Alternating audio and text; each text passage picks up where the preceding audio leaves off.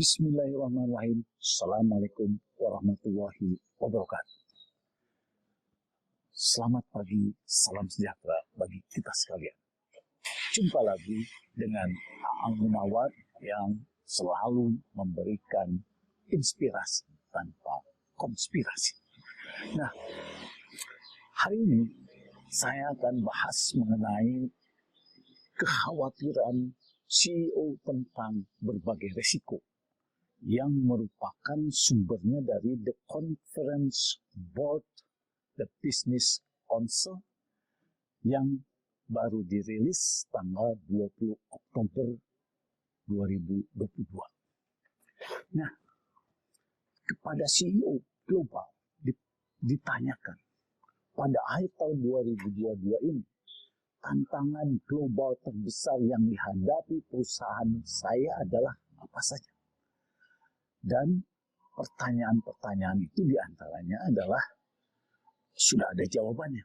Jawabannya misalnya ketidakstabilan politik dan pemerintahan, akses energi dan keamanan energi, kemudian konflik Rusia-Ukraina yang berkelanjutan, kemudian ekonomi Tiongkok yang melambat, kemudian tidak ada tantangan signifikan baru yang diharapkan, kemudian konfrontasi militer yang tidak sengaja yang terus bergerak dengan cepat, kemudian perubahan iklim dan lainnya. Nah, ternyata jawaban para CEO ini 34% menyampaikan bahwa kekhawatiran yang paling utama adalah kestabilan politik dan pemerintahan. Jadi kita melihat bahwa beberapa pemerintahan di Inggris misalnya, ya, kemudian di negara-negara Eropa, ya, yang tidak stabil karena benar-benar banyak tekanan. Kemudian yang kedua adalah jawabannya mengenai konflik Rusia-Ukraina yang berkelanjutan 17%. Ya, karena ternyata konflik Rusia-Ukraina ini ternyata menimbulkan berbagai masalah begitu ya besar. Di antaranya adalah krisis energi, krisis makanan, dan krisis pangan di seluruh dunia. Nah, ini benar-benar menjadikan permasalahan di dunia ini sehingga terjadi peningkatan inflasi, kenaikan harga-harga bahan pangan. Kemudian jawaban yang ketiga adalah ekonomi Tiongkok yang melambat sebesar 15%. Ya, jadi ekonomi Tiongkok yang melambat 15% ini karena memang GDP dari Tiongkok dan mereka juga merupakan penghasil terbesar berbagai bahan makanan, produk-produk teknologi. Ini kalau melambat terus, ini juga menjadi khawatir. Kemudian selanjutnya adalah 7% tidak ada 4%, ya, jawabannya tidak ada tantangan signifikan baru yang diharapkan. Jadi kita melihat bahwa CEO sadar bahwa setelah terjadi ini akan resesi ini, apa tantangan signifikan yang diharapkan. Kemudian selanjutnya adalah 4% menjawab konfrontasi militer yang tidak disengaja yang bergerak dengan cepat. Ya, katakanlah sekarang sedang memanasnya China dengan Taiwan. Ya, ini kekhawatirannya adalah bahwa Amerika di antaranya, kemudian juga China dengan India misalnya. Ya, kemudian selanjutnya adalah 4%, 3% itu adalah perubahan iklim. Ya, sebagaimana ketahui bahwa perubahan iklim ini terus menjadikan untuk kegiatan budidaya, pertanian, ya, menjadikan berbagai macam ketidakpastian, ya, dan lainnya menyatakan 15%. Nah, konteks ini, ya, di lainnya ini berbagai macam kita bisa tafsirkan, ya. Nah, jadi pada akhir-akhir ini di mana telah terjadi adanya koordinasi yang begitu bagus, ada BRICS misalnya, ya, BRICS, Brazil, Rusia, India, China, dan South Africa. Nah, ini kekuatan ini apakah nanti akan menjadikan kekuatan dolar ini bisa melemah misalnya, ya. Kemudian kita juga akan bahas karena buat Indonesia sekarang, terutama perusahaan-perusahaan yang produknya ekspor, perusahaan-perusahaan perkebunan pada dasarnya adalah perusahaan-perusahaan yang produknya adalah ekspor sehingga dinilai dengan dolar. Nah, sehingga pada saat dolar naik, ya, maka kontrak-kontrak tersebut tentu saja dalam dolar akan menghasilkan nilai revenue yang terus meningkat akibat cost-nya terus meningkat. Kemudian aset-asetnya misalnya, dia memiliki aset-aset dalam dolar, tentu saja akan menguatkan nilai di dalam keuangan mereka. Namun sebaliknya buat perusahaan-perusahaan yang menggunakan bahan baku dari import, ya, tentu saja ini justru akan sebaliknya akan memberatkan mereka dan meningkatkan beban walaupun tidak ada transaksi di situ, tapi adanya penguatan dolar ini. Nah, sehingga kita apakah dengan kekuatan BRICS ini dapat melemahkan dengan cepat dolar Amerika ini? Kita akan bahas mengenai bagaimana cadangan devisa, bagaimana penggunaan dolar di dunia, dan untuk bisa membangun satu kekuatan mata uang itu juga harus didasarkan emas. Kita juga melihat bagaimana cadangan emas dunia.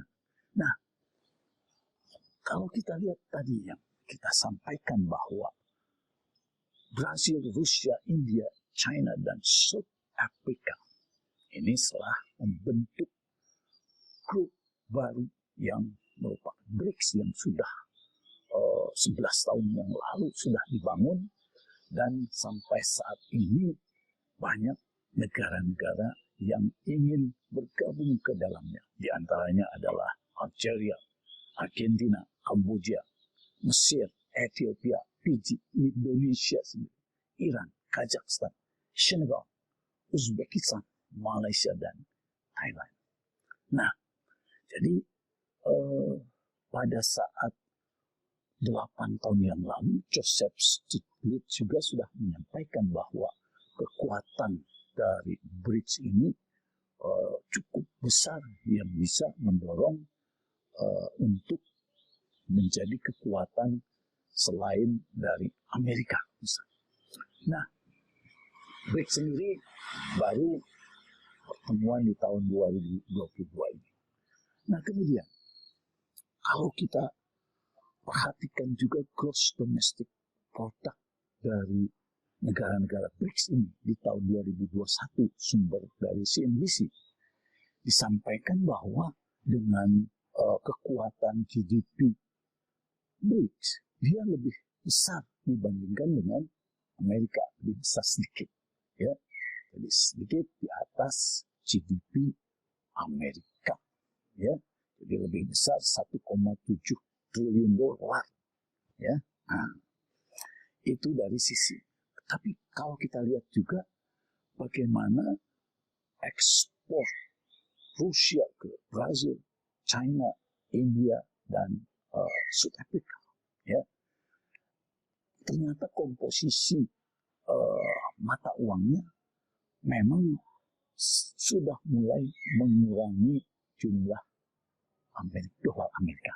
Ya, Euro-nya, kemudian Russian, ruble-nya, kemudian lainnya diantaranya adalah yuan. Ya.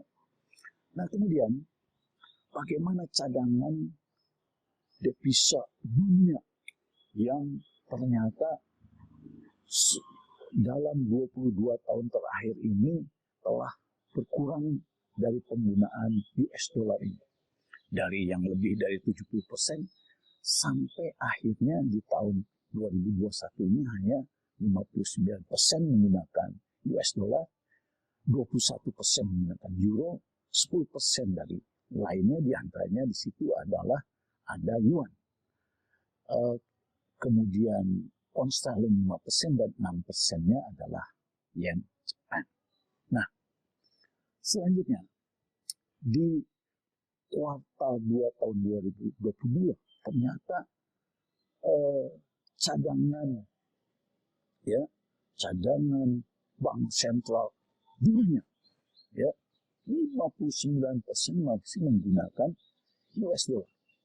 Ya, 20% menggunakan euro, 5% yen, pound sterling 5%, kemudian yuan 3%, dan lainnya adalah 8%. Nah, selanjutnya kalau kita lihat neraca perdagangan Amerika, current account-nya ini telah terjadi terus defisit yang terus meningkat. Namun di kuartal kedua tahun 2022 defisitnya berkurang dibandingkan dengan kuartal 1. Nah, ini menunjukkan bahwa kenapa di Amerika terus mengalami kenaikan tingkat suku bunga. Tetapi kenaikan tingkat suku bunga dan juga inflasi, ya, naik inflasi sehingga menimbulkan peningkatan tingkat suku bunga melalui Fed menjadi 3,25%. Nah, kita akan melihat bahwa karena terus-menerus neraca perdagangannya terus defisit, namun demikian neraca modalnya sebetulnya current capital current-nya itu tidak defisit, ya.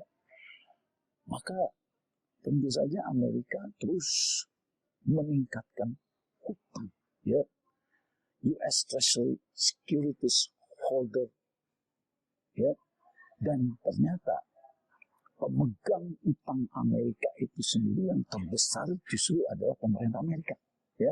Di antaranya adalah dengan Fed and Government Account, kemudian mutual fund, kemudian depository institution-nya, state and local government-nya, pension fund, insurance companies, dan US saving bond lainnya. Sedangkan foreign-nya nampaknya kurang dari 30%.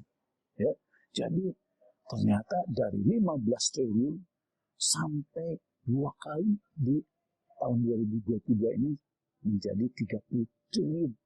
Ya. Namun kurang dari sepertiganya adalah dipegang oleh pemerintah asing. Nah, siapa pemegang obligasi Amerika? Di antaranya adalah yang terbesar Jepang. Ya, Jepang sebesar 1,24 triliun, Cina 967 miliar dolar, kemudian UK 615 miliar, Luxembourg 306, Simon Island 300 miliar, Switzerland 295,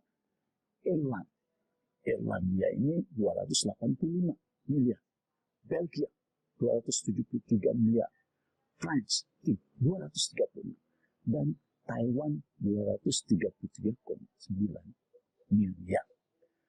Nah, ini adalah pemegang obligasi dari negara lain.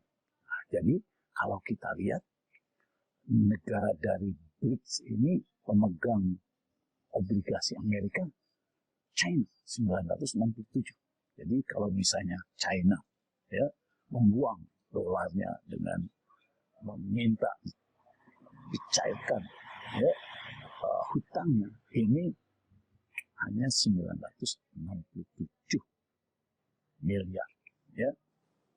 Nah, pada akhirnya kita melihat bahwa BRICS ini tentu saja dia akan menjadi kekuatan baru jika mereka membuat mata uang sendiri. Karena transaksi antar negara BRICS ini kan harus ada mata uang. Kalau misalnya seperti di Uni Eropa, dia pakai euro. Ya. Nah, kemudian juga BRICS ini sudah membangun yang namanya New Development Bank. Nah, kita tunggu bahwa bagaimana mereka akan membentuk mata uang sendiri, sehingga dengan mata uang sendiri tentu saja perlu backupnya adalah emas. Nah, kalau kita lihat cadangan emas 10 negara terbesar, ternyata 31%-nya adalah dipegang oleh Amerika. Kemudian IMF 11%, Jerman 13%, Italia 9%, Prancis 9%, dan Rusia juga 9%, China 8%, Swiss 4%, Jepang 3%, dan India 3%. Nah, jadi kalau kita membangun BRICS ini, ya, BRICS, Rusia 9%, China 8%, India 3%, berarti ada 20% minimal negara BRICS atau kelompok BRICS ini akan bisa membangun mata uang. Nah, dengan demikian, maka ada mata uang lain yang tentu saja ya, yang pada akhirnya membuat nilai dolar ini akan menjadi ada tantangan baru. Apalagi sekarang konflik yang saya pikir bukan konflik, tetapi sudah mulai melalui diplomasi. Misalnya Saudi Arabia ingin bergabung ke dalam BRICS, sehingga mereka akan mencabut ketentuan untuk tidak menggunakan dolar.